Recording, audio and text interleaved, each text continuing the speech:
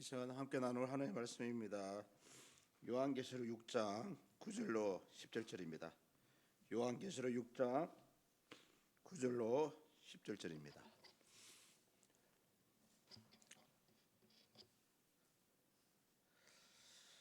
우리 함께 교독하시겠습니다. 다섯째 인을 떼실 때에 내가 보니 하나님의 말씀과 그들이 가진 증거로 말미암아 죽임을 당한 영혼들이 제단 아래에 있어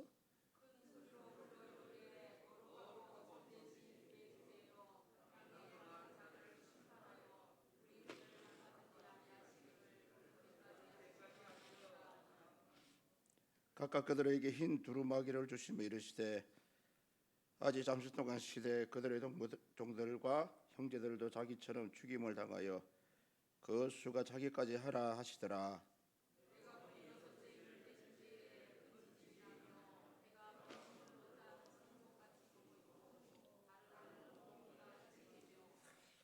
하늘의 별들이 무화과 나무가 대풍에 흔들려 수리건 열매가 떨어지는 것 같이 땅에 떨어지며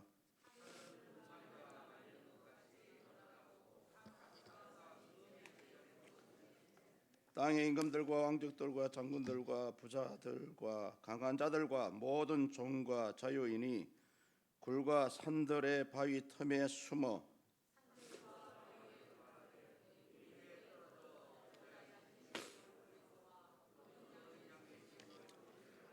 같이 읽습니다. 그들의 진노의 큰 날에 이르렀으니 누가 능히 서려요 하더라. 아멘. 할렐루야. 주의 이름으로 환영하고 축복합니다. 특별히 찬양과 기도에 너무 감사드립니다. 저 혼자 은혜를 받는 것 같아가지고 다시 복음 앞에 우리의 삶이 설 수 있는 이 시간이 되었으면 좋겠습니다. 오늘 이 본문의 내용도 그런 동일한 맥락으로 보여지고 있습니다. 우리 지난 시간까지는 첫째 인에서 네 번째 인까지 이제 환란이 닥쳤던 그런 내용을 다루고 있고요. 근데 오늘은 전혀 다른 방향으로 이제 이 심판이 떨어집니다. 다섯째 인과 여섯째 인에 대한 그런 심판에 대한 내용인데요. 심판 같지 않는 그런 심판의 내용들이 나옵니다. 다섯째 인을 여는데 뭐 말이 나오는 것도 아니고 어떻게 징계했다는 말씀도 나오는 것도 아니고요. 복음으로 순교했던 사람들이 하나님의 보좌 앞에 모여 있는 그런 장면이 드러나고 있습니다. 또 여섯 번째 심판은 시기적으로는 요한계시록 앞부분에 나오지만은 사실은 마지막 최후의 심판의 장면입니다. 그래서 이 5절에서 이제 부르짖고 간구하는 그 순교한 영혼들의 그런 간구에 대한 응답을 보여주는 그런 내용들입니다. 어쩌면 오늘 이 본문의 말씀은 이 코로나19 끝자락을 지나고 있는 저와 여러분들에게 진짜 크리스찬으로서의 정체성, 그런 정체성을 회복할 수 있는 그런 메시지가 나오고 있고요. 또 이 마지막 때에 진짜 불신자와 같이 죽으면 그만이 아니고요. 마지막 이 최후의 심판 자리에 우리가 어떻게 우리 신앙을 세워갈 것인지 그런 기회를 제공하고 있는 그런 내용들입니다. 그래서 오늘 이 내용들은 한 구절 구절 다 중요한 내용들이라서 빼먹을 수 없기 때문에 하나씩 짚어가면서 말씀을 나누었으면 좋겠고요. 약간 지루한 감도 있겠지만은 그 관계된 말씀들이 굉장히 많습니다. 그때 그 말씀마다 우리에게 주신 그런 그 메시지를 통해서 한번 살펴보는 그런 시간이 되었으면 좋겠습니다. 지난 시간에도 말씀을 드렸지만 이 요한계시록에 나오는 여러 심판이 나옵니다. 7 나팔이 있고요, 7 금대접 심판이 있고 또 7 인 사건들이 있는데 이 사건들은 순차적으로 나오는 그런 심판이 아닙니다. 동시다발적으로요. 진짜 하나님의 심판의 때가 되면은 동시다발적으로 이 하나님의 심판이 있을 것이라는 그런 시간적인 개념을 아시고 이 내용을 접했으면 좋겠습니다. 다섯째 인에 대한 심판이 9절에서 11절까지 말씀하고 있습니다. 인을 떼는데 신기하게도 어떤 징계가 나오는 것이 아니고요. 새로운 장면이 이제 보여집니다. 복음을 지키기 위해서, 믿음을 지키기 위해서 죽임을 당했던 성도들이 그 하나님의 제단 앞에 모여 있는 그런 장면이 나오죠. 이런 모습을 우리 신학자들은 한마디로 뭐라 그러냐면은 믿는 성도들의 정체성을 드러내고 있다라고 평가를 합니다.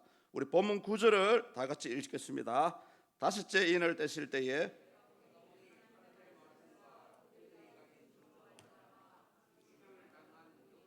제단 아래에 있어. 여기 보시면은 죽임을 당한 영혼들이 나옵니다. 이 영혼들은 그냥 일반적인 죽음을 얘기하는 것이 아니고요, 이 땅에 살아가는 동안에 진짜 예수님이 당했던 고난, 또 예수님이 당했던 그런 삶의 모습들을 본받아서 진짜 믿는 자의 삶을 살았던 그런 영혼들의 죽음을 얘기합니다. 조금 더 이제 확대해서 해석을 하면요, 오늘날 지금도 예수 그리스도의 그 십자가의 정신을 본받아서 순교자적인 믿음의 삶을 살아가고 있는 그런 모든 사람을 가르치는 그런 내용들입니다. 근데 이 구절에 보시면은 이들이 왜 죽게 되었는지 그 이유를 설명하고 있죠. 하나님의 말씀과 그들이 가진 증거 때문에 죽었다라고 얘기합니다. 쉽게 얘기하면은 믿음대로 살아가려 하다 보니까 종래에는 죽음까지도 불사하는 그런 믿음을 지키기 위해서 살았다는 것을 우리에게 보여주고 있습니다.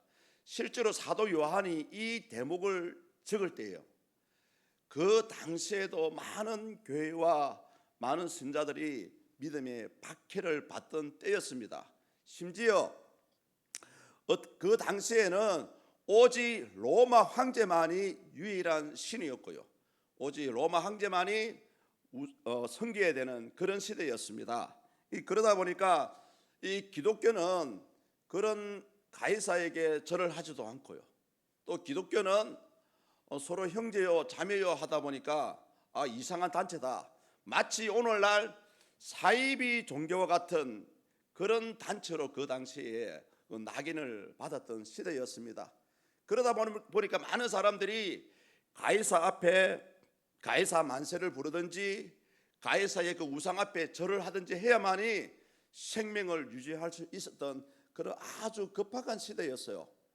그런 가운데 믿음의 절개, 이 믿음의 지조를 지키기 위해서 이 사람들은 죽음을 선택을 했다는 것입니다.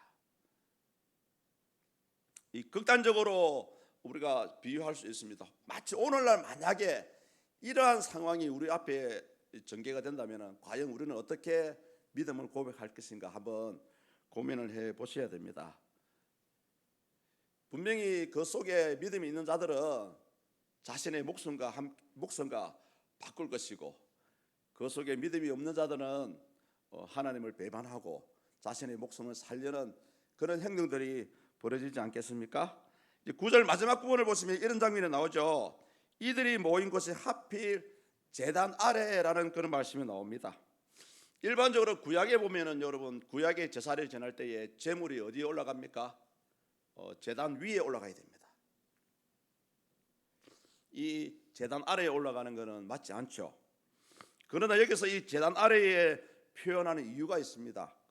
레위기 4장 7절을 보시면요 나와요. 레위기 4장 7절에 이런 말씀이 나옵니다. 제사장은 그 피를 여호와 앞 곧 회막 안 향단 뿔들에 바르고 그 송아지 피 전부를 회막 문 앞 번제단 밑에 쏟을 것이며, 이 레위기 4장 7절의 말씀대로 하면은 희생제물이 번제단 앞에서 희생제물을 잡아요. 그리고 그 피를 다른 데 버리는 것이 아니고 제단 밑에다 모두 쏟아내야 됩니다. 쉽게 얘기하면은 순교자의 피가, 오늘날 순교자의 피가 하나님의 제단 앞에 뿌려져야 된다는 그런 말씀을 하고 있는 거죠. 그래서 사도 요한은 이 구약의 제사의 형태를 참조를 해서 이 말씀을 하고 있는 것입니다. 순교한 영혼들이 천국에 가면은 하나님의 보좌 앞에서 이렇게 모여 있다는 거죠. 이 구절의 말씀을 오늘날 저와 여러분들의 말씀을 비유해 보면 어떻게 보면은 진짜 예수 믿는 사람이라면은 이는 순교자의 삶을 살아야 된다는 것을 우리에게 보여주고 있는 부분입니다. 마가복음 8장 34절에 보면은요, 우리 예수 믿는 자들이 어떻게 순교자의 삶을 살아야 되는지 우리 예수님 생전에 하신 말씀이 있습니다. 마가복음 8장 34절 우리 다 같이 한번 읽어보겠습니다. 시작.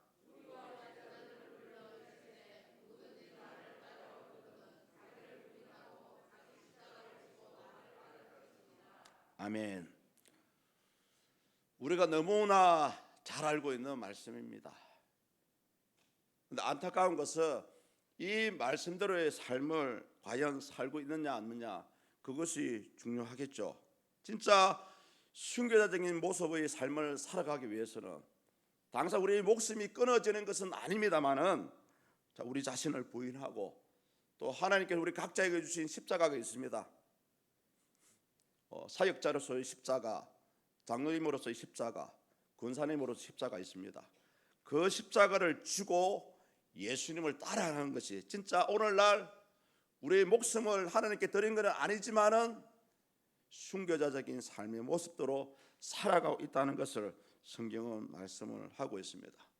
사랑하는 성도 여러분, 우리가 아는 얘기지만은 어떻게 보면은 이 말씀을 우리 예수님께서 생전에 하신 말씀입니다. 그렇다면은 우리는 이 말씀대로 살아가기 위해서 한 번쯤은 몸부림을 쳐야 됩니다. 저는 확신합니다.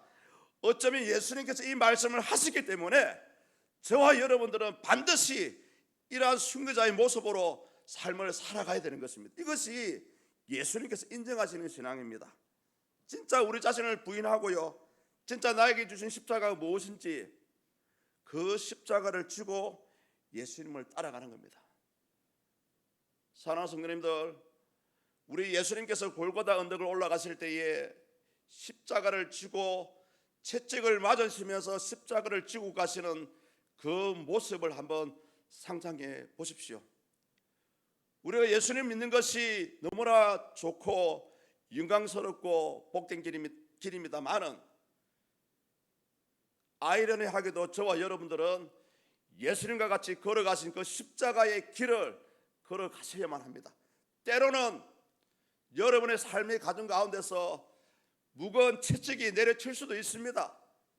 때로는 큰 시험에 빠질 수도 있고요, 때로는 큰 질병에 걸려서 오늘 내일 할 수도 있습니다. 왜 나만 이런 일을 겪어야 됩니까? 라고 불평불만하기 이전에 이것은 하나님께서 나에게 주신 십자가구나 라고 생각하시고 그러한 십자가의 삶을 걸어갈 수 있기를 축복합니다. 여러분, 이것이 바로 우리 믿는 자의 삶의 모습입니다. 잘 될 때는 잘 되는 대로 열심히 사랑하고 축복하고 감사하고 하나님을 섬기십시오. 안 될 때는 안 되는 대로 이것이 나에게 주어진 일이라 생각하시고요, 절대 회피하지 마시고 누구 때문이라고 핑계도 하지 마시고요, 가슴을 치면서 눈물을 흘리면서 피를 토하면서도까지 이 십자가의 길을 걸어가는 것이 바로 우리 순교자의 삶의 모습들입니다. 사랑하는 성도님들, 창세기 1장 28절의 말씀대로 잘 되기를 축복합니다. 생육하고 번성하고 땅을 정복하고 땅을 다스려가는 삶을 살 수 있기를 축복합니다. 반대로 설사 그래야지 아니하실지라도 내 삶이 마치 꺼지와 같이 삶의 밑바닥의 길을 걸어간다 할지라도 그것조차도 하나님께서 저와 여러분에게 주신 십자가인 줄 알고 우리는 그 십자가를 눈물로 흘려서라도 마치 베스메서의 두 암소와 같이 새끼를 두고 뒤로 돌아갈 수 없는 상황과 같이 눈물을 흘리면서도 그 길을 걸어가는 것이 여러분 바로 십자가의 길입니다. 오늘 이 계시록 9절에 나오는 죽음으로 순교한 영혼들의 그런 삶의 모습들이 이랬다는 거지요.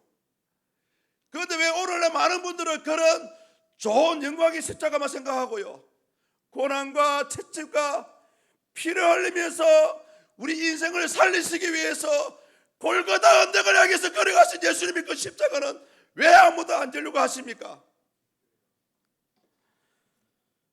그러면서 이들은 앞서 계시록 6장 1절과 8절에 나왔던 이 네 가지 인의 심판, 그 고난에 대한 반응을 이 본문 10절에서 보여주는데요, 마음을 통곡하는 그런 기도의 모습으로 표현하고 있습니다. 우리 10절을 다 같이 읽습니다. 큰 소리로 불러 이르되 거룩하고 참되신 데 주세요. 땅에 거하는 자들을 심판하여 우리 피를 갚아주지 아니하시기를 어느 때까지 하려 하시나이까. 아멘. 목숨을 걸고 순교한 이 영혼들은 하나님께 복수해달라고 요청하는 것은 아닙니다, 여러분. 다만 우리 하나님, 공의로우신 하나님, 어찌됐든 하나님의 공의로움으로 우리의 이 억울한 죽음을 평가해달라고 얘기하고 있는 부분입니다. 이런 성도들의 외침에 대해서 로마서 3장 26절에 보면은 사도 바울 이렇게 얘기해요. 곧 이때에 자기의 어려우심을 나타내사 자기도 어려우시고 또한 예수 믿는 자를 어렵다 하려 하심이라. 아멘. 사랑하는 성도님들, 삶의 어떠한 환경 가운데 계실지라도 절대 여러분 원망하지 마십시오. 여러분의 힘든 것조차도 우리 하나님 보실 때에는 어렵습니다. 어려운 것입니다. 공의로움입니다. 잘 되는 것도 공의로움이고요, 안 되고 절망과 아픔 가운데 있는 것도 여러분 공의로움입니다. 그래서 우리 예수님께서는 이 로마서 3장 26절의 말씀대로 여러분의 삶의 모든 형편들을 하나님이 공의로 결정하시고 위로하시고 이끌어 가신다는 것을 우리에게 얘기합니다. 이 순교자의 영혼들은 하나님이 공의로움을 심판합니다. 근데 여러분 본문을 보시면은 이들의 억울함을 갚아주었다는 말씀이 없어요. 왜냐고요? 이 하나님의 공의로운 심판은 최후의 심판들에 일어납니다. 요한계시록 19장 2절에 가면은 이 순교한 영혼들의 그런 안타까운 이 간구의 탄식 소리를 응답하는 장면이 나옵니다. 제가 읽어드립니다. 그의 심판은 참되고 어려운지라 음행으로 땅을 더럽게 한 큰 음녀를 심판하사 자기 종들의 피를 그 음녀의 손에 갚으셨도다 하고. 사랑하는 성도님들, 삶의 어떤 환경과 어떤 절망 가운데 있을지라도 결코 포기하지 마시고요, 때가 되면은 하나님의 공의로운 손이 여러분을 붙들어 주십니다. 절망과 아픔 가운데 있는 자의 마음을 회복하고요, 또 잘되는 사람의 삶을 더 잘되게 하셔서, 여러분 왜 하나님께서 여러분에게 형통을 주시고 물질을 주시고 복을 주시는지 아십니까? 바로 이거죠. 하나님의 나라와 몸된 교회를 잘 섬기라고 여러분 하나님께서 형통의 길을 열어주시는 겁니다. 요한계시록 9장에 보면은 이 심판의 대상에 대해서 소개합니다. 땅에 거하는 자들을 심판하여 우리 피를 갚아주지라는 구절이 10절 중간에 나오죠. 바로 이 순교자들의 심판의 대상을 우리에게 가르쳐주고 있습니다. 이 내용에 대해서는 한마디로 악의 세력을 얘기하는데요, 계시록 9장에 보면은 악의 세력이 어떠한지를 우리에게 가르쳐주고 있습니다. 9장에 보시면은 불신자들, 그리고 회개하기를 거부하는 자들, 그리고 종래에는 그의 배후 세력인 용과 사탄과 짐승을 가리키는 말입니다. 그런데 사랑하는 성도 여러분, 오늘날 저와 여러분들이 살아가는 가운데도 악의 세력이 있는 것을 아십니까? 에베소서 6장 12절 떼어주십시오. 에베소서 6장 12절. 자, 우리 다 같이 읽습니다. 시작.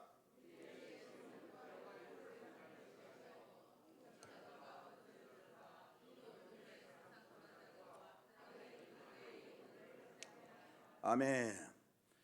오늘날 믿는 자의 삶인 가운데 우리를 적대하고 우리를 힘들게 하고 우리를 절망케 하고 병들게 하고 시험들게 하는 이 어둠의 존재가 바로 방금 읽었던 여러분, 어둠의 세상 주관자들과 하늘에 있는 악의 영들이라고 얘기합니다. 자, 그렇다면 여러분, 이런 상대를 두고 여러분의 힘으로 이길 수 있습니까? 절대 이길 수 없어요. 사람의 힘으로서는 이 악한 세를 이길 수 없습니다. 오직 예수 이름을 붙들어야 됩니다. 예수 이름을 붙들어야 돼요. 오늘 오전에도 우리 목사님 말씀하셨지만 이 악의 영들을 물리치는 데는 오직 예수 이름밖에 없습니다. 하나님께서 예수 믿는 자에게는 이 악의 영들과 싸움할 수 있는 말씀의 검을 주시는데요, 그 말씀의 검을 어떻게 사용합니까? 여러분, 검의 크기나 모양이나 영성이나 영역이 다 주어져 있습니다만 많은 분들이 쓸 줄을 몰라요.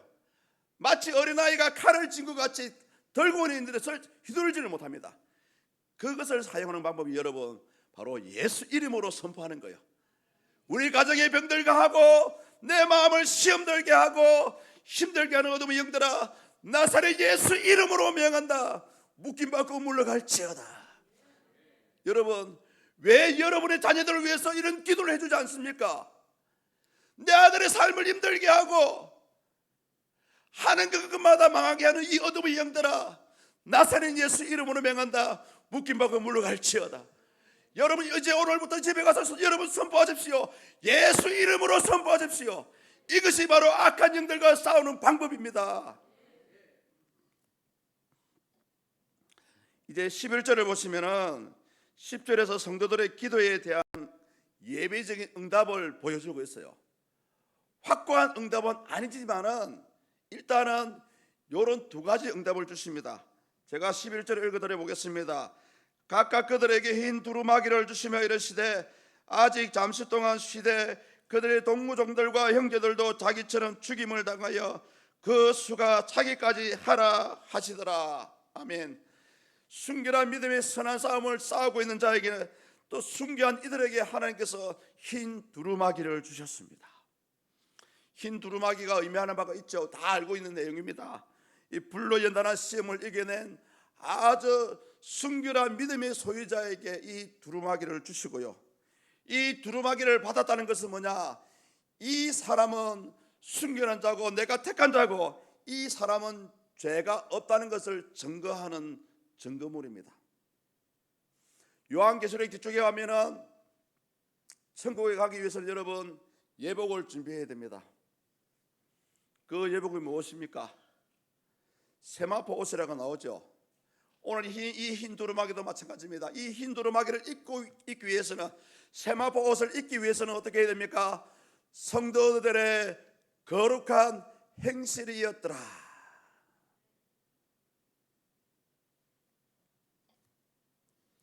그 수가 차기까지 하라는 말씀이 나옵니다. 많은 이단들은 이런 말을 하죠. 우리가 순교해야만이 하나님 빨리 오신다. 여러분, 이 부분에 대해서는 숫자라고 생각하시면 안 됩니다. 문자적으로 해석을 하시면 안 되고요. 그 수가 차기까지가 뜻하는 것은 바로 시간적인 부분을 얘기합니다. 때가 되면 악한 세력들이 하나님의 심판을 받을 것인데 그 때가 바로 여러분 이 수가 차기까지라는 것입니다. 이렇게 해서 이제 다섯 번째 인에 대한 내용이 이제 마무리가 되었습니다. 이제 여섯 번째 인의 심판이 진행될 것인데요, 이 여섯 번째 인의 심판도 다섯 번째 인의 심판과 연결이 되고 있습니다.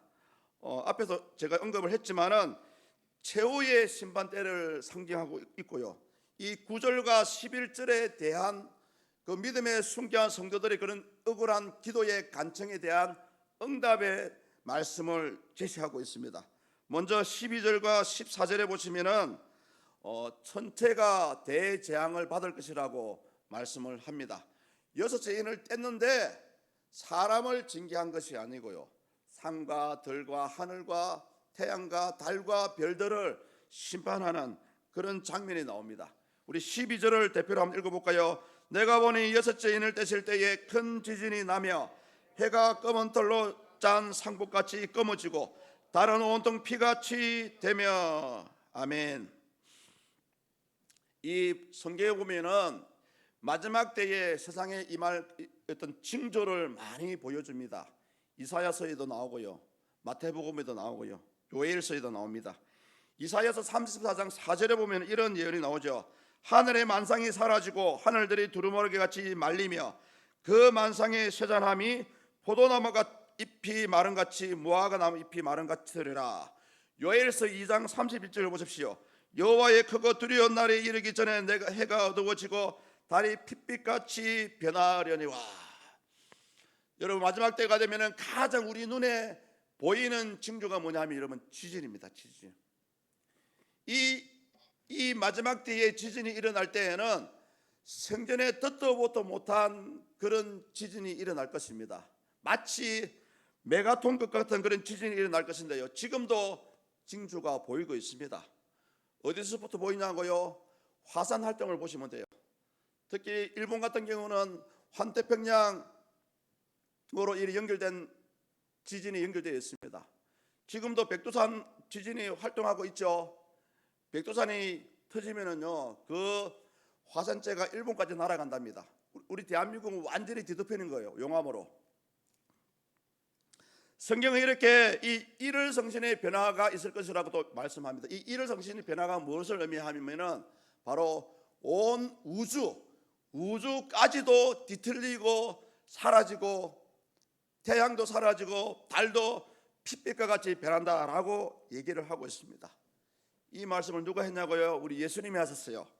마가복음 13장 24절과 25절에 보면은 예수님께서 당신의 재림 때에 일어날 일을 얘기합니다. 우리 다 같이 읽습니다. 그때에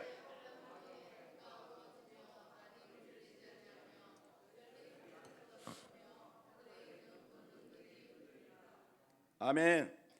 사랑하는 성도님들, 왜 이 마지막 때가 되면은 사람도 심판을 받지만은 왜 일월 성신이 심판을 받고요, 산과 들과 태양과 해와 달들이 심판을 받는지 아십니까? 다 이유가 있어요. 그것은 뭐냐?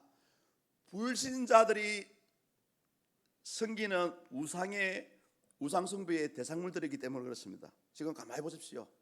많은 사람들이 태양을 보면 빌어요. 새해가 되면. 과거에 우리 어머님들이 자식을 위해서 집 뒤에 가서 정한수 떠놓고 달을 보고 빌었지 않습니까? 그래서 하나님께서 하나님이 아주 싫어하는 이 우상의 대상물들까지도 심판을 하신다는 겁니다.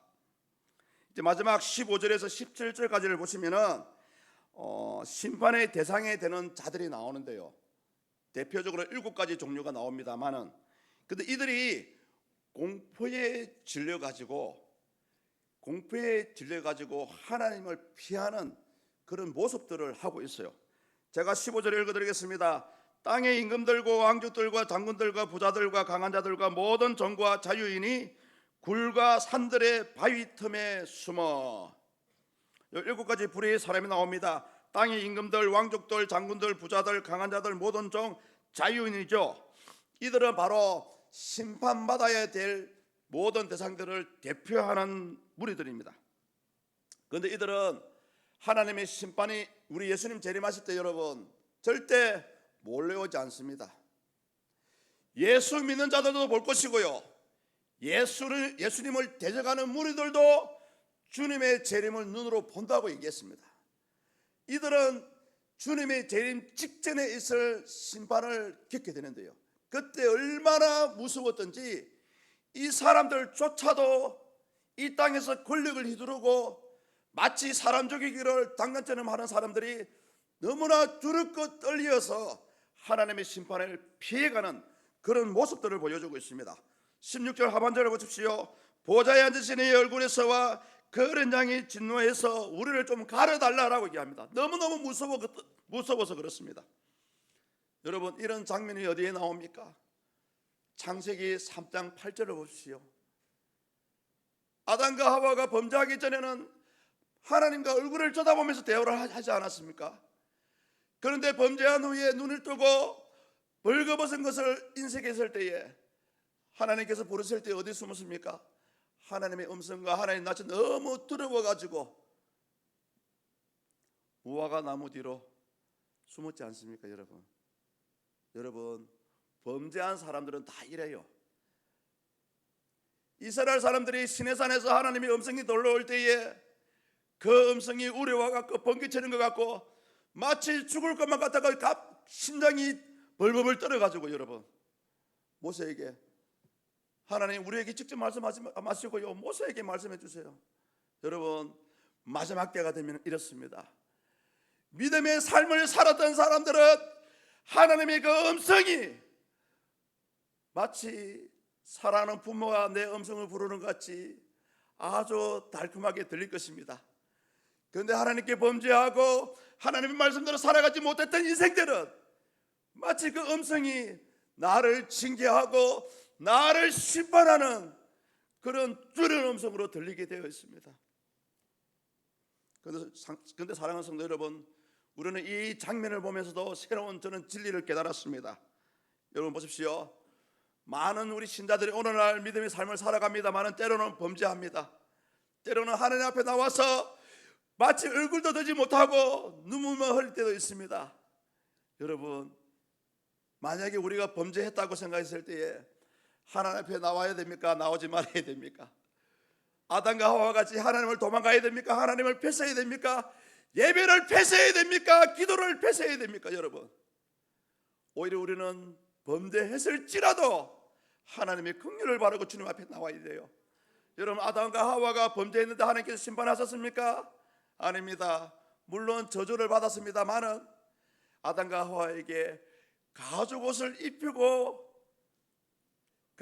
입혔다는 것을 여러분 기억하십시오.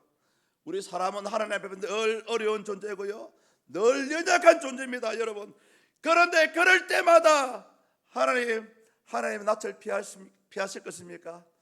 여러분, 사랑하는 성도 여러분, 오늘 이 여섯 번째 인의 심판은 저와 여러분을 정죄하는 것이 아니고요, 이제는 이러한 심판이 있을 것인데 진짜 이제 믿음의 순결한 삶을 살아가라, 진짜 그리스도인으로서의 정체성을 가져보라고 오히려 저와 여러분들을 깨우고 있는 하나님의 말씀입니다. 우리 예수님께서 십자가에 자기를 부인하고 자기 십자가를 지고 나를 따르라 얘기하시면서 그 뒤에 하신 말씀이 있어요. 아십니까 여러분? 세상에서 믿음을 보겠느냐? 사랑하는 성도님들, 예수님 사랑하십니까? 예수님 믿으십니까? 그렇다면 그 믿음을 붙들고 여러분 당당하게 살아가십시오. 그리스도인으로서의 삶을 당당하게 살아가십시오. 직장에 가서도 나는 예수 믿는 사람입니다. 그런데 여러분, 왜 떳떳하게 자랑하지 못하는지 아십니까? 그 마음이 교만하기 때문에 그렇습니다. 왜 내가 직장에서 내가 크리스찬으로 자랑하지 못하는지 아십니까? 내 삶이 떳떳하지 않기 때문에 그렇습니다. 왜 직장에서 나는 크리스찬입니다라고 말하지 못하는지 아십니까? 빛의 삶을 살지 못하기 때문에 절대 말을 못하는 거예요. 사랑하는 우리 청년들이여, 아까도 얘기하지 않았습니까? 진짜 직장에서 열심히 살아가십시오. 우리 성도님들도 마찬가지입니다. 직장에서 맡은 일이 있다면 여러분 남들보다 3배, 4배, 5배의 수고와 섬김을 하셔야 됩니다. 그것이 바로 여러분 빛으로의 삶을 살아가는 것이고요, 그것이 바로 믿는 자로서의 정체성을 드러내는 것이에요. 그런데 왜 예수 믿는 사람이라 하면서 직장에서 떳떳하게 나는 예수 믿는 사람이라고 말하지 못하십니까? 이제 말씀을 한번 정리해 봅니다. 지금 여러분, 우리는 지금 어쩌면 당장 내일이라도 오늘 밤이라도 우리 하나님이 오실 수 있는 시대를 살아가고 있어요. 그런데 많은 분들이 그 부분에 대해서 민감하지 못합니다. 영들이 죽어 있습니다. 여러분들은 어쩌면 그런 걸 느끼지 못하는 분들은 성경에 나와 있습니다. 누군지 저는 모릅니다만 사망의 잠을 자고 있는 거예요. 이제는 저와 여러분들을 깨워야 됩니다. 내 안에 살아계신 예수 그리스도를 깨워야 돼요. 여러분 속에 있는 하나님의 성령을 깨워야 됩니다. 주님 어디 계십니까? 주님 말씀대로 살겠습니다. 이 마지막 때에 주님 은하시는 십자가의 삶을 살아가겠습니다. 사랑하는 성도님들, 하루하루 그냥 막연하게 아무 의미 없이 살아가실 거예요. 우리 나이 드신 우리 어르신들도 마찬가지입니다. 여러분, 하루하루를 그냥 살아가실 것입니까?